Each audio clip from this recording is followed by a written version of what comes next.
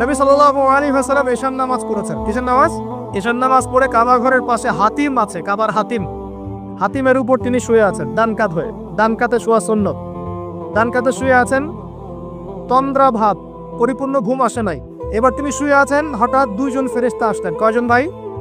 একজন জিবরাইল আলাইহিস সালাম, একজন মিকাইল আলাইহিস সালাম। এসে নবী সাল্লাল্লাহু আলাইহি ওয়াসাল্লামকে আস্তে করে জাগিয়ে দিলেন। জাগিয়ে নবী সাল্লাল্লাহু আলাইহি ওয়াসাল্লামকে হাত ধরে নিয়ে যাচ্ছেন কোথায়? পাশে জমজম কুমের পাশে। পাশে জমজম কুম আছে, দেখেছিলেন না? যারা হজ উমরা করে আসছেন হয়তো দেখতে পারবেন। এই জামজাম আগের মতো তো আর নাই, একটা আইডিয়া পাবেন আর কি। জামজাম কূপের পাশে নিয়ে গিয়ে নবী সাল্লাল্লাহু আলাইহি ওয়াসাল্লামকে আবার আস্তে করে শুইয়ে দেওয়া হয়। এই যে পুরো ঘটনাগুলো ঘটে যাচ্ছে না, এগুলো কিন্তু মুহূর্তে ঘটে যাচ্ছে। মানে পুরো বিশাল ঘটনা ঘটে যাওয়ার পর দেখা যাবে ওই অজুর পানি কেবল গড়িয়ে গড়িয়ে যাচ্ছে, এখনো শেষ হয় না। মানে সময় কে নিয়ন্ত্রণ করে?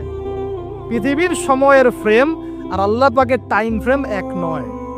আল্লাহ পাকের টাইম ফ্রেম টোটালি ডিফারেন্ট, আমাদের টাইম ফ্রেম আলাদা। মনে থাকবে?